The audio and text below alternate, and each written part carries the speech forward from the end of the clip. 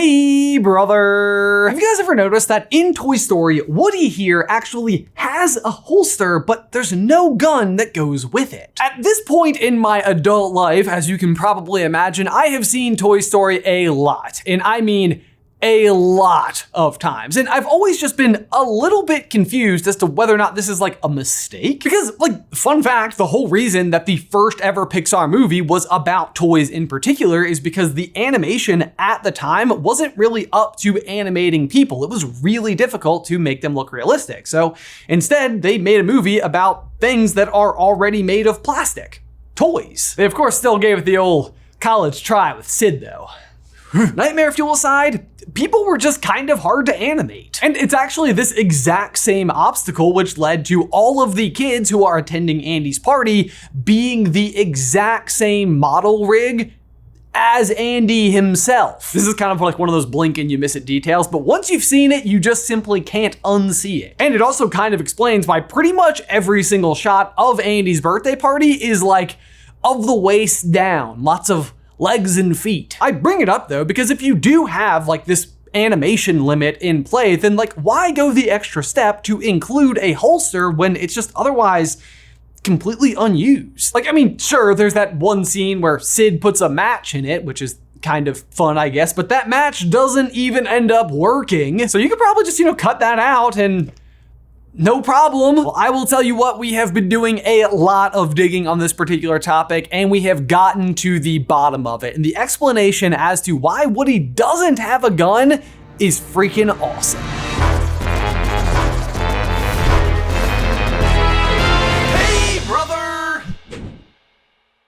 Okay, so I will be the absolute first to admit that by the end of Toy Story 1, the mystery of why Woody didn't have a gun wasn't really bothering me in any way, shape, or form. I mean, Andy is 6 years old and has a bazillion toys, and it would be a very small accessory. It is not beyond the realm of possibility that it just simply got lost. Heck, even once you eventually learn that Woody is actually a character from a TV show in the 1950s, it is possible or even likely that Woody previously belonged to Andy's father before him. Which, by the way, if you're wondering, where is Andy's dad? That's a completely different and very interesting story that I highly recommend you check me out right over here. The point is, there has been a lot of time that has passed since this Woody doll was originally created, and plenty of opportunity for the small accessory just to be lost. And now, of course, a lot of the information that I just rolled out about Woody's Roundup existing in the 1950s came thanks to Toy Story 2, which came out in 1999, 4 years after the original Toy Story, and that's when the mystery really started to kick itself up. It all starts right here at the beginning of the movie, where Al from Al's Toy Barn finds Woody laying on a table during a yard sale outside of Andy's home. Natural dyed blanket stitched vest. A little rip, fixable. Oh, if only you had your hand-stitched polyvinyl hat. Are you starting to see what the potential problem is here? Al is definitely a completely terrible guy, but he's also like the world's leading expert on Woody's Roundup memorabilia. Like, not only is he able to immediately recognize that Woody is missing the associated iconic hat to his character, but knows like the very specific details about what that hat would have been made of. And this is what really makes the inclusion of a holster and the potentially missing gun that much more interesting, because if Al knows all this about the character and knows the hat is missing, if the gun was missing as well, he definitely would have brought it up. But he definitely doesn't, which can only mean one thing, which is that Woody isn't supposed to have a gun in the first place. Which again brings us back to the original question, then why does he have a holster? Well, believe you me, guys, this was just even the first layer of the onion. And each time we pulled back another layer of that onion, we found another unusual and interesting question beneath it, which incidentally, my favorite kind of onion. Glass onion. Nothing like a slightly teary-eyed, chilly prep session to make you question the world, am I right? Either way though, after Woody is abducted, his gunlessness seems to kind of hold up a little bit more. This is especially true after you get to see the rest of the Woody's Roundup memorabilia that Al has collected over the years. Even in the few snippets of the actual Woody's Roundup show, we can see that Woody is as unarmed as ever. And while Andy's Woody has been loved and cherished for 40 plus years, where again, it would have been completely possible for this one accessory to have been, lost. Where's my ear? Who's in my ear? Did you see my ear? Inside of the TV show is the Woodford Pride, the original. The marionette, even extra rare, very oniony. Really not sure what's up with me and onions today. But more importantly, as Woody is exploring all of the other items and merchandise associated with the show, none of them feature Woody with a firearm. Unless, of course, you want to count the boot that has like a snake in it that kind of goes shooting out of there. That's more of a fire foot, if you will. Hey, get it? Fire foot, not a fire. You get it. But seriously, some of this merchandise doesn't even feature the holster at all, like this giant cardboard cutout. It all seems to really just simply confirm the idea that Woody just never had a gun until this moment where Jesse pulls out a gun.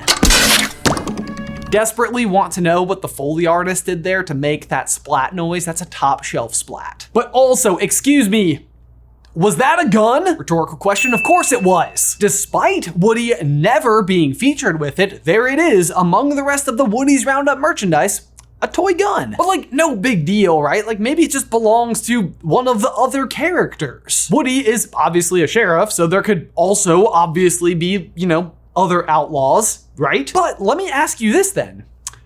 Whose would it be? We obviously have, the prospector, who is of course mint in the box, never been opened. He's mint in the box, never been opened. Indeed, which is great for us because it also means we get to see all of the associated accessories that come with the prospector toy, and of course, no gun. Jesse is of course then the next most obvious candidate as someone who potentially could carry one, but we don't get a glimpse at what her original packaging looked like. But it doesn't take much more than a simple glance at the character herself to realize that her belt doesn't have a holster. And obviously it's not Bullseye because, he's a horse. A horse who, what's that name again?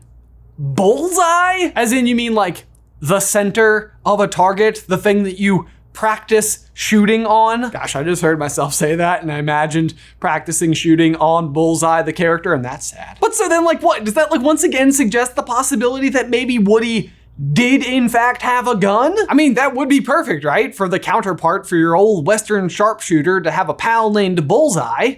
Makes sense. And guys, right here, we need to take a real quick pause to give a huge thank you to today's sponsor, Upside. Like many of you, probably. I personally love eating out, but it can of course get very expensive, especially here recently with some of the price hikes. Which is why we here at SuperCarlinBrothers are so excited to be sponsored by Upside. Upside is an incredible app for anyone who buys gas, groceries, or dines out because it gets you cash back on every purchase of those necessities, so you'll have more money in your pocket to spend on eating out. One of the buzzwords that I feel like comes up in every conversation I'm a part of lately is inflation. And that's because it's pretty abundant and pretty much everywhere, but Upside helps offset those extra costs by giving you a little bit of extra cash back. One of the places that I always use Upside is the gas station because you're just standing there watching the numbers slowly add up. But Upside is quick and easy to use, and you're getting that cash back, so you can use it on things you'd like to spend the money on. I really can't stress it enough. When it comes to Upside, it's really all right there in the name.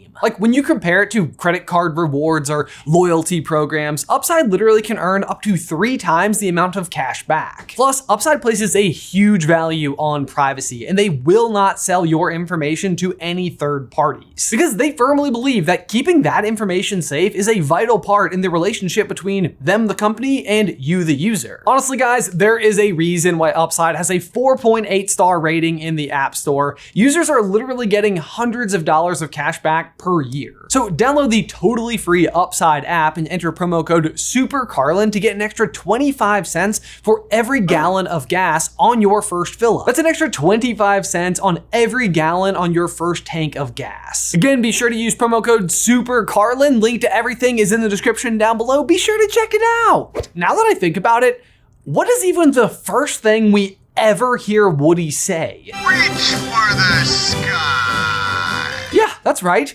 And doesn't he also have a very impromptu draw with Etch, who draws a gun? Are you starting to see how none of it adds up? There's a toy gun in the memorabilia. Woody has one of his select catchphrases directly referencing gun use. He even plays a gun-themed game with the other toys, and yet, Al is still not even remotely concerned about a potentially missing gun when he finds him at the yard sale. Like, what is going on here? Like, is it just possible that Pixar was worried about including something like a gun in a children's movie? And that explanation just sort of felt more than plausible. Like, it's their first ever movie and it's for kids. But no, that idea literally gets disproved.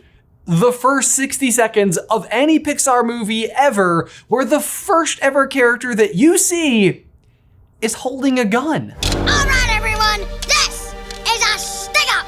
Don't anybody move. Okay, but that was like the bad guy of that scene. So maybe this is a situation where it's like, we're not gonna have the good guys carry guns, right? But then also we have all the little green army men, and they all carry guns, and they're good.